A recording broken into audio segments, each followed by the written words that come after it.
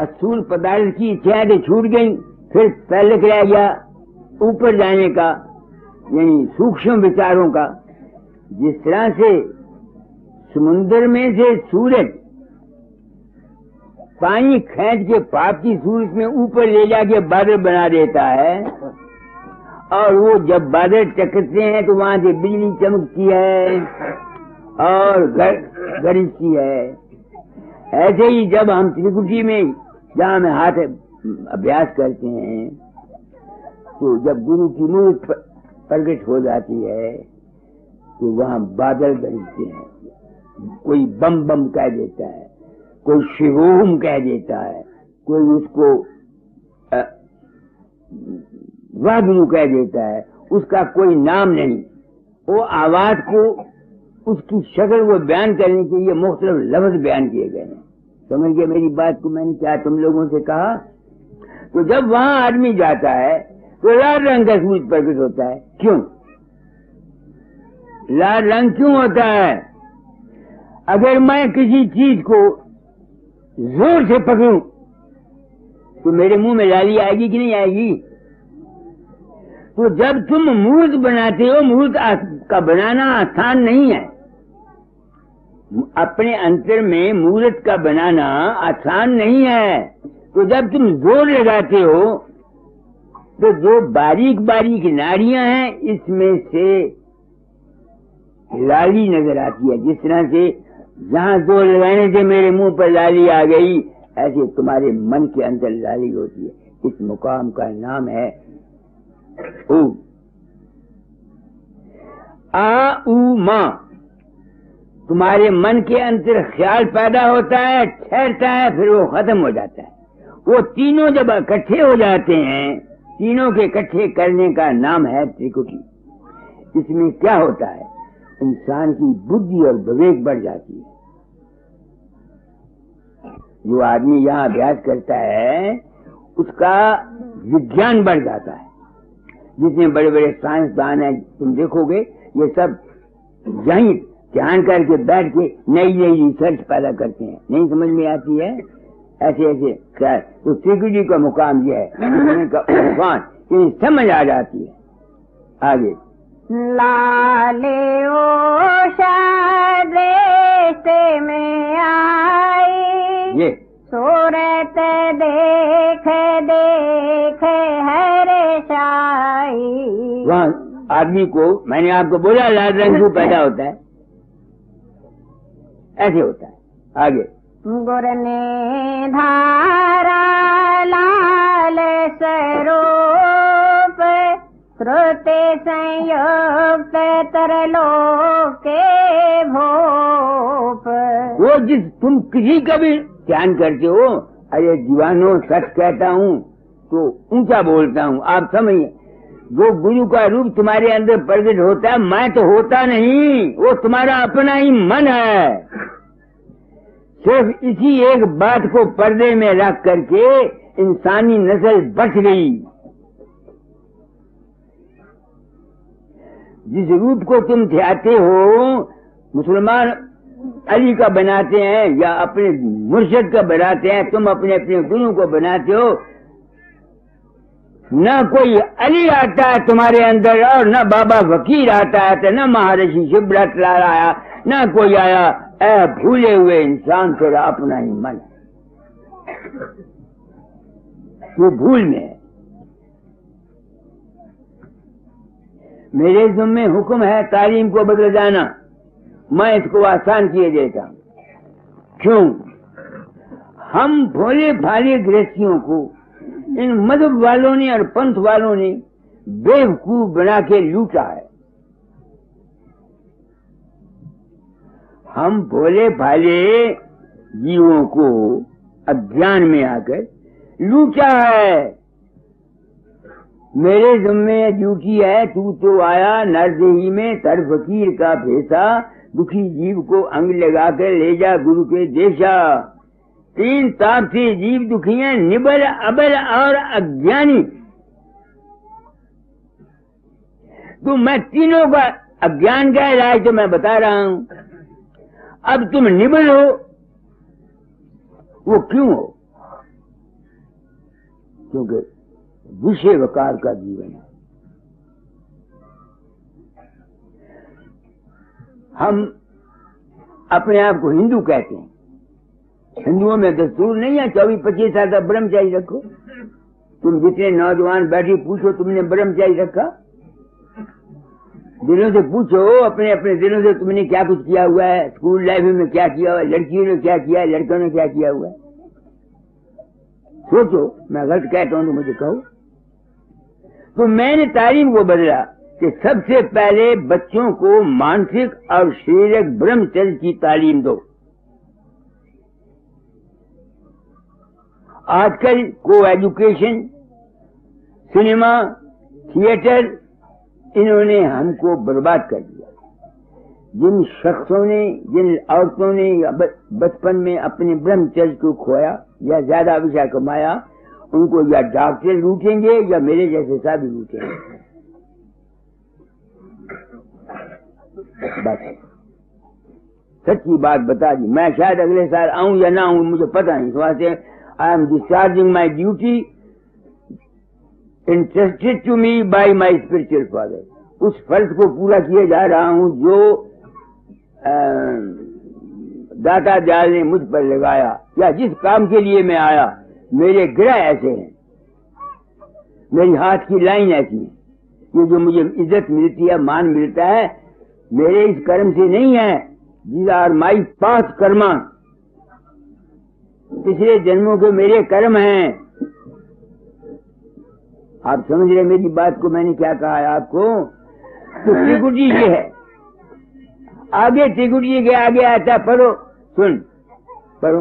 गुर ने धारा लाल स्वरूप श्रुति संयुक्त त्रैलोके भूप सतरज तम की धारा तीन प्रगटे यहाँ से सुन सुन की। वो मुझे कह रहे हैं यहाँ से 3 थाली, सतोगुण पवित्र ख्यालात, रजोगुण चंचल के ख्यालात, तमोगुण मूर्ता के ख्यालात, यही मन से पैदा होते हैं ना। यहाँ त्रिकुटी से निकलते हैं, वो नीचे आगे सहस्त्र कमल में आते हैं। आगे वेद धाम प्रणव दशा सहज उदगीत का साज राग सुनावे अद होते तीन त्रिपुटे दल साज। दाता दास फरमा करते ये 6 महीने का कोर्स है, किताबों में लिखा करते थे। उस वक्त मैं हैरान होता था कि 6 महीने को मुझे बरसों लगे। मुझे बरसों क्यों लगे? अब मैं आत्मा से पूछता हूँ, मुझे बरसों क्यों लगे?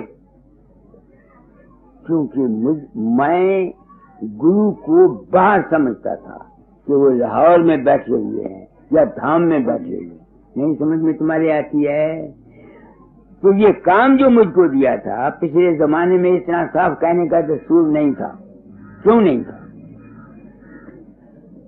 कबीर ने कहा है, शांत बराबर तप नहीं, झूठ बराबर पाप, जिसके हृदय शांत है तिसके हृदय आप। आगे वो लिखते हैं, शांत कहूं तो मार्जी ये तुर्कानी जोर, बात कहूं परलोक की कर गए बांधे जोर। उस वक्त मुसलमानों का राज था, स्वामी जी के वक्त, दाता दयाल के वक्त, बाबा सावन सिंह के वक्त, या हजूर अंग्रेजों का राज था। अब अपना राज है। सिवाय इस सच्चाई की तालीम के हमारा मजहबी इत्तेहाद नहीं हो सकता। तुम लाख कोशिश करो।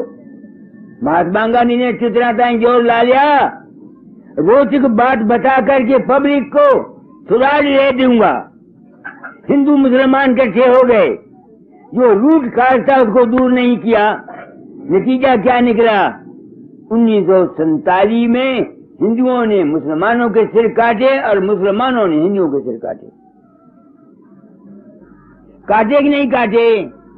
क्योंकि रोचक बात बताई, लालच दिया गया स्वाद का, तो हिंदू मुसलमानों की कोई इकट्ठा कर दिया गया। संत दुनिया में आते हैं यूनिटी ऑफ रिलीजन के लिए। मेरी जो तालीम है, जो उसको मैं समझी है संत मत में, अगर ये फैल जाए तो हमारा मजहबी तौर से बिल्कुल दूर हो जाता है। सब कुछ तुम्हारे अंदर है, बाहर तो है कुछ नहीं। आप मेरी बात को समझ रहे हैं ना? अब वक्त बदल गया, गुरु ने चोला बदलिया, शिष्य न हारे सिख। गुरु नाम है समझ का, ज्ञान का। जो अल्फाज, जो तरीका बयान, जो जबान पहले जमाने में बताई जाती थी, अब वो बदली गई। इसका नाम है गुरु। गुरु ने चोला। ये नहीं कि महाराज जी मर गए तो मेरे अंदर प्रकट हो गए, या मैं मर गया तो पीरे में वहां गुरु बन गया, ये बात नहीं है। गुरु नाम है समझ का। तर्ज बयान मैंने बदल दिया, तरीका बदल दिया, रात खोल दिया। अब जिनकी किस्मत में है वो अमल करें, जिनकी किस्मत में नहीं है तो अमल ना करे। मैं उसका ठेकेदार थोड़ा हूँ। आगे गुरु से भेद पाए चले आगे, सुरत प्रेम के रस में पागे। जब अंदर चलोगे तो किसी इष्ट होगा ना। मुझे राम का इष्ट था, मैं राम को गुरु के रूप में मानता था। तो जब इंसान स्थिति से आगे चला जाता है, फिर उसको द्वैत आ जाती है। पहले तीन थे, मिसाल देता हूँ। तुम शादी पर जाते हो, ब्याह कराते हो, क्या करते हो? घोड़े ले जाते हो, जेवर ले जाते हो, बाजा ले जाते हो, ले जाते हो, ले जाते। और फिर औरत तुम्हारे सामने आ जाती है, तुम उसको देखते हो। एक तुम होते हो, एक औरत होती है, एक उसमें लगन होती है। ये मिसाल दे रहा हूं आपको। जब मिल जाती हैं दोनों, तो जो प्रेम होता है वो निकल जाता है, बाकी द्वेष रह जाता है। ऐसे ही गुरु के रूप के साथ प्रेम करने वाला जब आगे चलता है तो गुरु रूप उसके सामने आ जाता है। नहीं समझ में आती है? फिर उसको ज्यादा मेहनत करके गुरु के रूप को बनाने की जरूरत नहीं होती। ये है प्रेम, द्वैत भाव। शून्य में द्वैत भाव है। आगे सुन से खरे जड़े ध्यान लगावे, यहाँ द्वैत पद रूप देखा। दो होते, एक मैं, एक इंसान का अपना, एक उसका जिसके साथ वो प्रेम, जिस रूप में उसको मालिक का कोई रूप नहीं। तुम जिस रूप में उसको मानोगे उसी रूप में तुम्हारी मदद होगी। तुम समझते हो कि नहीं? तुम जिस रूप में उसको मानोगे तुम्हारी मदद उसी रूप में होगी। निर्गुण मानने वालों को निर्गुण के रूप में मदद होगी, सरगुण मानने वाले में सरगुण के रूप में। ये तजर्बा मुझको तुम लोगों से मिला। फिर मैं तो कहीं जाता नहीं, ना मुझे पता होता है। लोग मेरे रूप में उसको देखते हैं और उनके काम हो जाते, मेरे ना ही हो। मैं हैरान होता हूँ, मेरी तो अकड़ चक्कर खा गई। थोड़े दिनों एक आदमी मुझे मिला, बाबा जी आप दवाई खाते हैं? मैं बीमार बूढ़ा आदमी दवाई खाता रहता हूँ। हम तो नहीं खाते। क्या करते हो? जब बीमार होते हैं आपको याद करते हैं, आप प्रगट हो जाते हैं, दवाई बता देते हैं, हम बाजार से जाते हैं, ले आते हैं, राजी हो जाते हैं। और मेरी तो अकड़ चक्कर खा गई। मेरी अपनी अकड़ चक्कर खा गई। मैं हूं बीतराग पुरुष। वो अभी 100% नहीं हो सका। बीतराग कहते हैं जिसको किसी चीज से अटैचमेंट ना हो, दौलत, इज्जत, मान, मोह ये ना हो। और फिर बीतराग वो होता है जिसको गुरु रूप के साथ भी अटैचमेंट नहीं रहती ना, वो अपने आप में आप रहता है। ऐसे शख्स को परम संत कहते हैं। मैं वहां हर वक्त रह नहीं सकता, सच्ची बात आपको बोलता हूं, गिर जाता। रास्ते का मुझे मालूम है। सेल्फ अपना अपने ही आप में कायम हो जाता है। वहां उसको ये पता नहीं होता, ना खुदा याद होता है, ना राम याद आता है, ना गुरु याद है। ये आखिरी मंजिल है। और यही मुझे दाता ने कहा था तो कि कुतुब बन के रहना। मुझे हुक्म दिया था कुतुब सितारा होता है, ध्रुव तारा, वो अपनी जगह से नहीं हिलता, यानी अपने आप में रहना, किसी और के पीछे ना जाना। तो मैं तो दादा के पीछे लगा हुआ था, तो वो मेरा द्वैत जाता नहीं था। इतना साफ कहने का पहले दस्तूर नहीं था। तो जब मैं उनके साथ प्रेम कहते तू अभी कार मत में कैसे निकलूंगा, मेरा हुक्म मानता चल। ये हुक्म था जो दिया। आप लोगों ने मेरी आंखें खोल दी, आप लोगों ने मेरी आंखें खोल दी। मैं आप लोगों की आंखें खोलना चाहता हूं, मगर आप लोग आंखें खुलवाने के लिए नहीं आए हैं। आप लोग आंखें खुलवाने के लिए नहीं आए हैं, और ना ही आपको आंखें खुलनी चाहिए। दुनियादारों के लिए ये संत मत की तालीम जहर है। बिल्कुल सच्ची बात कहता हूं, कोई लगावड़ी पेड़ी कोई बात नहीं। आप दुनियादार हैं, दुनियादार हो तो उसमें सिर्फ एक रखो, एक ही मान लो, एक का सहारा पकड़ो, मगर फिर सहारे को बदलो मत, तुम्हारी दुनिया बन जाएगी। आप समझे, संतों का मार्ग तो निवृत्ति मार्ग का है कि मुर्गे आदमी ना जमे। आप सबको इस बात की जरूरत है क्या मुर्गे ना जमे? तो इस बात से ये संत मत, ऐसे ही ओम की बिंदु है, वो क्या है? जहां हमारा मन सब कुछ भूल जाता है। इसके आगे फिर रूहानियत शुरू होती है, उसकी आपको जरूरत नहीं, और न मैं आगे बयान करना चाहता हूं। अब दुनिया की बातें तुमको बता देता हूं। ख्याल में तुम्हारी बड़ी ताकत है, तुम्हारे ख्याल में बड़ी ताकत है। इसका सबूत, तुम रात को सो जाते हो, तुम्हें गुस्सा आता है, किसी को मुक्का मारते हो, तुम्हारा हाथ हिलता है कि नहीं हिलता? रात को सपने में तुमको डर लगता है, सांप काटता है, चोर आता है, तो बड़बड़ाती हो कि नहीं बड़बड़ाती? तुम्हारी जुबान हिलती है। तुम मर्द हो औरतों का मुझे पता नहीं, तुम सपने में एक औरत बना लेते हो, उससे तुम भोग करते हो, तुम्हारा बीड़ी निकल जाता है कि नहीं निकल जाता? तो जो सपने का ख्याल है वो तुम्हारे अपने बस में नहीं है। है नहीं ना, मगर उसका भी असर तुम्हारे जिस्म पर होता है। तो जागते हुए जो तुम हर वक्त किसी की दुश्मनी, किसी के साथ द्रोह, किसी के साथ वैर, किसी के साथ हेरा फेरी, 420 धोखा, किसी की बुराई करते हैं, उसका असर तुम्हारे जिस्म पर क्यों ना होगा? या मजहब का सवाल ही कोई नहीं। हिंदू हो खा मुसलमान हो खा चूड़ा हो खा चुमार हो खा बामन हो खा नाई हो, कोई भी हो, सबके लिए एक ही असूल है। इस वास्ते वेद मार्ग में लिखा हुआ शिव संकल्पम अस्तु। समझिए मेरी बात को, मैंने क्या कहा है आप लोगों को? घरों में रहते हो, तुम्हारे ख्याल में ताकत है। औरत खावंद के बरखलाफ सोचती है, खावंद औरत के बरखलाफ सोचता है, भाई भाई के बरखलाफ सोचता है, उसका असर हुए बगैर रहेगा नहीं। मेरे साथ वाकया गुजरा, एक मेरे मित्र थे, उसकी एक लड़की थी, मैं उसको बड़ा प्रेम करता था, मैं उसको बड़ा प्रेम करता था, तो उसको मैं लक्ष्मी लक्ष्मी कहा करता था। उसकी शादी पर मैं गया, अपनी गरीबी के सीधे से 100-150 रुपए का सामान भी दिया। उसकी शादी के 5 साल के बाद उसका खावंद मर गया। अब जब खावंद मरा तो मेरी आत्मा ने अपनी आत्मा ने पूछा, ओ बुढ़िया, लोग तो कहते हैं जिस पर संत प्रेम करता है उसको सुख मिलना चाहिए। तू उस लड़की को प्रेम करता था तो तू उसके खावंद को मरने से बचा ना सका? ये सवाल मेरे दिल में आया। फिर वो औरत लड़की मेरे घर आई,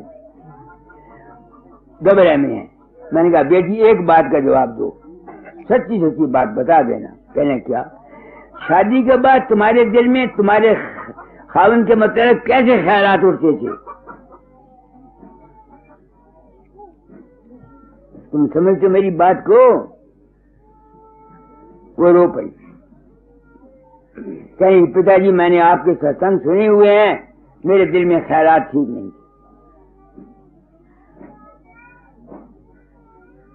मैं आपको प्रैक्टिकल जिंदगी का सबक दे, रामायण नहीं पढ़ाता, गीता नहीं पढ़ाता। कैसे पढ़ाऊं गीता? अर्जुन जिसने 18 अध्याय कृष्ण के मुंह से सुने, भागवत कहता है वो सारे के सारे नरक में गए। युधिष्ठिर जिसने सारी जिंदगी सच बोला, जब धर्मराज के पास गया, खबरी गया कि नहीं गया, हमारे किताबों में लिखा हुआ है, तो धर्मराज कहता है तुमको भी छाई खड़ी का नरक है। क्यों? तुमने पॉलिसी की थी, अश्वत्थामा हता ना जाना थी नरावा कुंजरा। अगर मैं गुरु बन के तुम लोगों से सच्चाई का व्यवहार नहीं करता, अपनी जाति मान के लिए, अपने जाति सोच के लिए, अपने पंथ के लिए अगर तुम लोगों को अपने जाल में फंसाने की नीयत रखता हूं, तो अगर युधिष्ठिर एक छोटी सी पॉलिसी के लिए टाई करी के नरक में गया, तो मैं कहां जाऊंगा? मेरी जान काम थी अपनी, मैं डरता हूं। आपको कभी तो मैं कहता हूं कि महात्माओं की जिंदगी में बड़ी बड़ी बड़ी दशा में मरे ये। मैं सोचता हूं अरे भाई, शब्द योग करने वाला भी आदमी, गुरु बन के लोगों को उपदेश देने वाला आदमी भी दुखों से नहीं बचा, तो हम जाएं कहां? करें क्या? क्योंकि दादा ने कहा था तालीम बदल जा, इस वास्ते मैं तालीम बदल चला। ऐ इंसान, शब भजन थोड़ा कर, मगर अपनी नीयत को साफ रख। अपनी जाति गर्ज के लिए किसी के साथ हेरा फेरी, धोखा फरेब 420 धोखा मत दे, वरना जब संतों का शब्द अभ्यास पहुंचे हुए को भी यही दुर्दशा हुई, तो तुम्हारा और हमारा क्या हाल होगा? सोचो मैं क्या कह रहा हूं। आप माताएं आई हैं, मैं आप लोगों को कुछ कहना चाहता हूं। पहले तो परमार्थ सत्संग है। नेशन को बनाने वाली माताएं हैं, लीडर नेशन नहीं बना सकते। किस किस्म के ख्यालात रखकर अपने मन के अंदर, माताओं बहनों मेरी बेटियों, तुम पति के पास जाओगी और जिन जिन ख्यालात को लेकर विचार करोगी, जो कुछ तुम्हारे पेट के अंदर जब बच्चा है, या जो कुछ तुम सोचती रहोगी जब बच्चा तुम्हारा दूध पीता है, उसका असर तुम्हारे बच्चे पर जाएगा। कोई रोक नहीं सकता, कोई रोक नहीं सकता न। जिस घर में कला रहती है वहां कभी सुख नहीं। बता देता हूं, लोगों को मेरे पास बड़ी बड़ी मिसालें हैं सत्संगियों की, अगर उनके नाम लूंगा उनको गुस्सा रहेगा। मैं अपनी मिसाल देता हूं। मेरे भाई के 3 लड़के मेरे पास 9 साल पढ़े। मेरी 95 तनख्वाह थी, 87.5 मिलते मुझे और 7.5 प्रोविडेंट फंड कर जाता। अर्थ मेरी हमेशा बम मारती थी, हैंड टू माउथ रहता था कि तुमने ये क्या छापा रखा हुआ है, नहीं समझ में आती है। क्या कहा मैंने?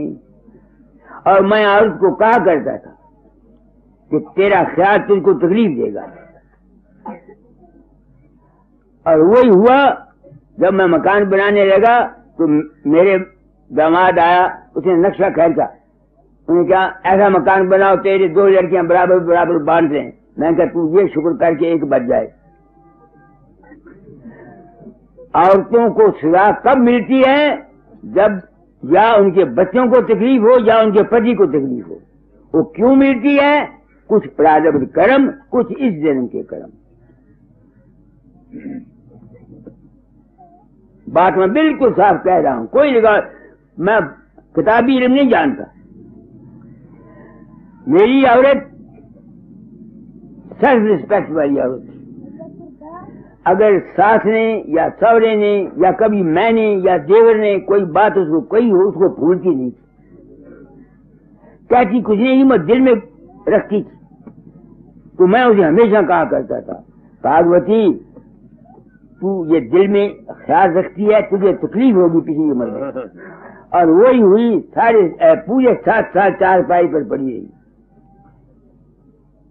हमको जो बीमारियां आती हैं, तकलीफें आती हैं, ये खुदा मियां नहीं देता, हमारे अपने कर्मों का फल होता है। इसलिए ऐ माताओं, मैं शायद अगले साल ना आऊं, आपको यही भाषण दिए जाता हूं, अपने घरों में शांति रखो, होम पीस, अच्छी संतान पैदा करो। हम लोग, तुम देखो, नर, गाय, भैंस, घोड़ा, गधा, कोई जितने भी जानवर हैं, ये सिवाय खास वक्त के कोई नर मादा के पास नहीं जाता और न मादा नर को आने देती है। मगर सबसे कम वक्त हम इंसान हैं जो रात नहीं देखते, सुबह नहीं देखते, शाम नहीं देखते, उम्र नहीं देखते। और फिर अगर हमको तकलीफें आए तो मेरी कामयाबी का राज क्या है और गिरावट का क्या राज है? 13 साल की उम्र में शादी हुई, 16.5 साल की उम्र में गृहस्थ में फंसा, 1905 में मैंने नाम लिया, 1906 में, 1916 तक मैंने चुतना टाइम जोर लगाया, मुझे ना शब्द हुआ ना प्रकाश हुआ, क्योंकि मैं विषय कमाता था। बसरे चला गया, 12 साल अकेला रहा, वहां साधन किया, अभ्यास किया। उस वक्त की मेरी फोटो देखो, आप देख के हैरान हो जाओगे। मेरे औलाद नहीं थी, दाता ने कहा अब औलाद पैदा करो और अभ्यास छोड़ दो। मैंने गलती खाई, अभ्यास भी नहीं छोड़ा और विषय में फंस गया, अशांत हो गया। और जितनी खुशी मैंने हासिल की थी वो सारी की सारी मेरी खोई हो गई। मैं रोता था, क्या हो गया मुझको? फिर अंतर से मेरे आवाज आई कि तेरे में ये नुक्स। फिर मैंने अपने आप को कंट्रोल किया। 5 साल फिर भी खे खाई गिरा, 2 बच्चे फिर पैदा हो गए। 26 साल फिर मैं अपने आप को कायम रखा। 20 साल आज मेरी औरत को मरे भी हो गए। आप मेरे भाव को समझे ना। तो मानसिक और शारीरिक ब्रह्मचर्य बहुत जरूरी है। तुम लोग हो, हम लोग हो, 5, 60, 55 साल के हो गए, तुम्हारे 5, 6, 7 बच्चे हैं, मगर अब भी हम भोगते रहते हैं। तो फिर अगर हम ऐसा करने वाले तुम ये सोचो कि तुमको शांति मिले, कौन देगा तुमको शांति? ना गुरु के बाप की ताकत नहीं है तुमको शांति दे। शांति तुमको मिलनी है अपने अमल से, अपने बहुत कुछ आपको कह दिया, मुझे कोई अफसोस नहीं। अब मैं एक जिम्मेवारी को महसूस करता हूँ। I feel responsibility. Can I do anything for you? ये सवाल है। क्या मैं आपके लिए कुछ कर सकता हूँ? ये सवाल है जो मैं अपने आत्मा से करता हूँ। मेरे पास सिर्फ शुभ भावना है, बस। मैं जादूगर नहीं, न मैं पखंडी हूँ। दुखी मेरे पास आते हैं, मैं सच्चे दिल से चाहता हूँ उनका दुख दूर हो जाए। जो विश्वास करते हैं उनके हो जाते। इसके सिवा और मेरे पास कुछ नहीं। आपका जी चाहे मेरी कोई किताब पढ़ा करो, आपका जी चाहे मत पढ़ा करो। आपका जी चाहता है मेरे सत्संग सुनो, आपका जी चाहता है मत सुना करो। आप समझते हैं कि मेरी तालीम ठीक है और इससे पब्लिक का फायदा हो सकता है, तो जो कुछ खुशी से आप मानवता मंदिर में देना चाहो खुशी से दो, वरना मत दो। तो आज मैंने बहुत कुछ कह दिया, अब किसी और ने कुछ कहना हो तो वो कह दे।